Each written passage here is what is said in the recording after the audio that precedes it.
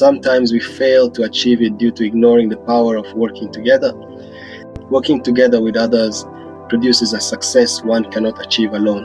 Take pride in using what you know to help someone step up. It is worth it knowing that what you know can make a day for someone.